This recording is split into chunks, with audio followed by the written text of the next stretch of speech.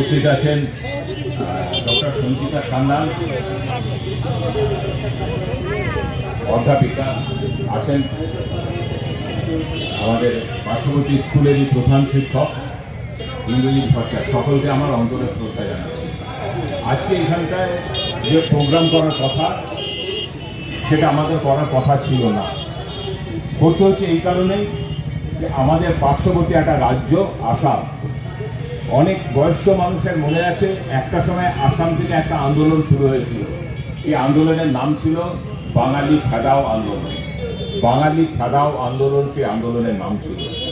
এই পশ্চিমবঙ্গের মানুষ অনেক বাঙালি সেখানে ছুটে গেছিল বাংলাটাকে রক্ষা করার জন্য।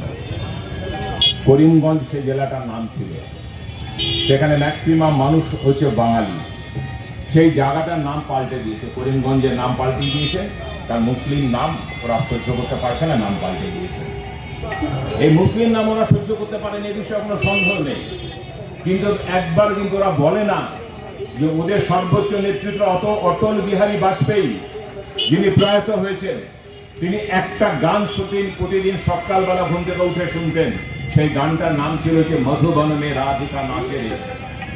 ভারতবর্ষের হিন্দু ঐতিহ্যের উপর এত বড় গান কোন হিন্দু কবিও লিখতে পারেনি, যে গানটা অটল বিহারী বাজপেয়ী প্রতিদিন শুনতেন, মধুবন মে রাধিকা নাচে রে। সেই গানটা লিখেছিলেন শাকিল বুদিয়ানি, সুর দিয়েছিলেন নওশাদ, গেয়েছিলেন মোহাম্মদ রফি। ওরা মুসলিম বিদ্বেষী, কিন্তু ওরা নওশাদ বিদ্বেষী না, ওরা শাকিল বিদ্বেষী না, ওরা মোহাম্মদ রফির বিদ্বেষী না।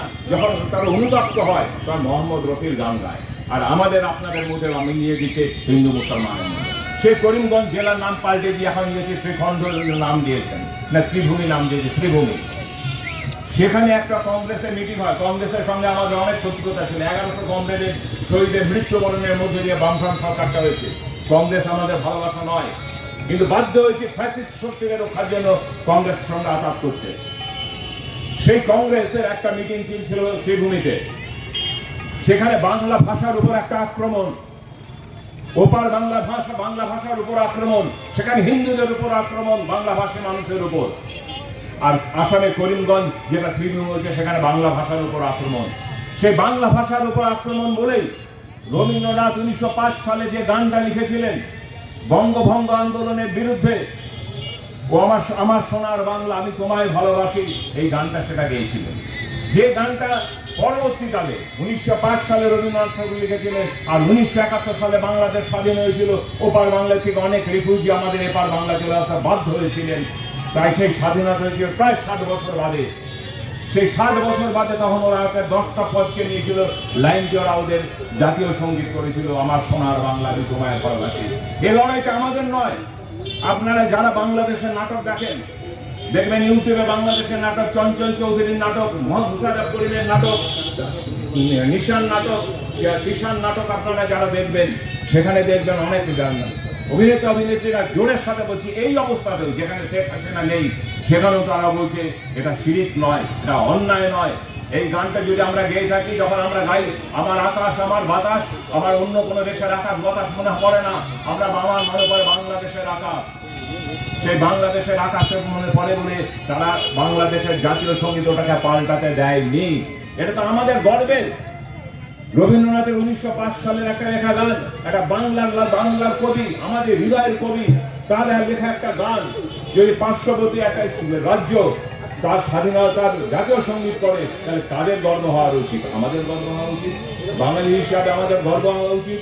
আর আজকে আমরা শূন্য বলে যারা অনুষ্ঠান করছে, সিপিআইএম শূন্য বলে অনেকে চিৎকার করছেন। একবারও ভেবে দেখেছেন আপনারা? একবারও কেউ ভেবে দেখেছেন সিপিআইএম শূন্য বলে আপনাদের কি অবস্থা হচ্ছে? একবারও ভেবে দেখেননি। এসআইআর হয়েছে, এসআইআর অনেকবার হয়েছে, 2002 সালে হয়েছে। যারা এখানে বয়স্ক মানুষ আছেন, আমরা 2002 সালে এসআইআর দেখেছি। সেবার একজন মানুষের বুক কেঁপেছিল কিনা বলুন? আজকে এসআইআর এর মধ্যে কার বুক কাঁপছে না ভাবুন। এসআইআর এর 2002 সালে আমার নাম আছে কিনা? নাম না থাকলে আমি কি করবো? আমরা তো সেটা করিনি। 2002 সালে আমরা ছিলাম। একজন বয়স্ক মানুষ বলতে পারবে তার হৃদয় কেঁপেছিল, তার বুক কেঁপেছিল, আমার ভোটার লিস্টে নামটা থাকবে কিনা? আজকে সেই জায়গাটা গিয়ে দাঁড়িয়েছে। 2002 সালে লিস্ট নিয়ে গেছে। আমরা বলেছি আমরা ভারতের কমিউনিস্ট পার্টি মার্ক্সবাদী তার চিঠি দিয়ে পাঠিয়েছিলেন। তখন প্রধানমন্ত্রী ছিল ডক্টর মনমোহন সিং, বিজ্ঞান প্রধানমন্ত্রী, অর্থনীতিবিদ প্রধানমন্ত্রী।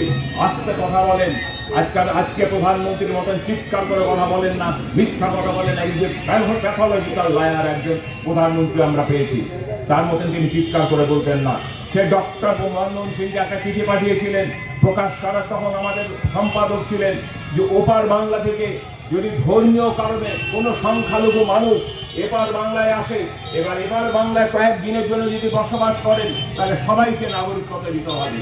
এই কথা আর কেউ বলতে পেরেছে? একজনে কেউ বলতে পারেনি, কোনো রাজনৈতিক দল বলতে পারেনি।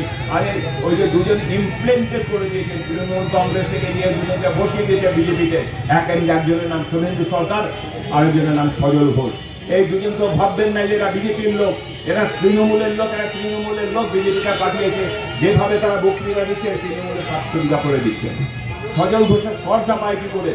তার বাবার ইতিহাস আমরা জানি,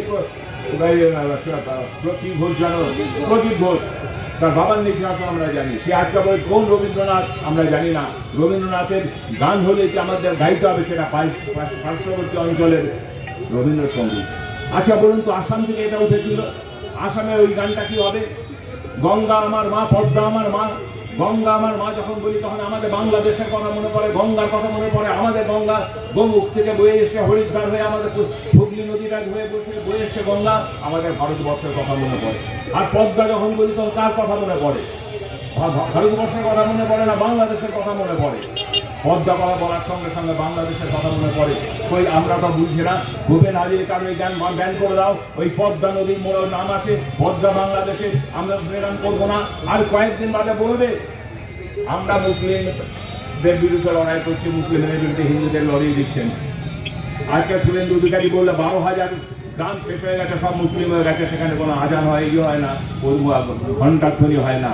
আর আপনারা কেউ একজন বলতে পারবেন, একজনে যদি বলতে পারেন যে বামফ্রন্টের আমলে কোনো মা বা কোনো ঠাকুমা, কোনো দিদিমা তার আরাধ্য দেবতাকে ডাকতে একটু অসুবিধা হয়েছিল, প্রদীপটা জ্বালিয়েছিল তার বাড়িতে, যে ছোট্ট আসনটা ছিল, সে আসনটার সামনে ধূপকাঠি জ্বালাতো, সংখ্যার পুঁথিত, উলুধ্বনি দিত।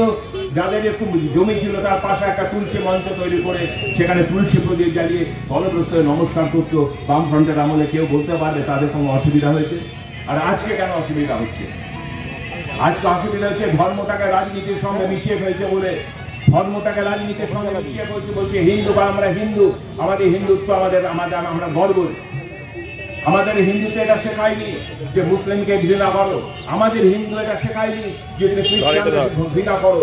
আমাদের হিন্দু এটা শিখিয়েছে সব খুন ধান পাঠান মোগল এক দেহ রঙিন, এটাই ভারতবর্ষ, এটাই ভারতবর্ষের ইতিহাস। আজকে আমরা এখানে জড়ো হয়েছি এসআইআর এর জন্য নয়, আমরা জড়ো হয়েছি এখানে এই কারণে পশ্চিমবঙ্গটাকে আবার এক রাখা যাবে কিনা। আপনারা একবারও ভেবেছেন যে স্কুল কলেজগুলো এতগুলো বন্ধ হয়ে গেছে, এখানে একজন প্রধান শিক্ষক বসে আছেন, এতগুলো স্কুল কলেজ বন্ধ হয়ে গেছেন, একবারও ভেবেছেন আপনার ছেলের ভবিষ্যৎটা কি হবে?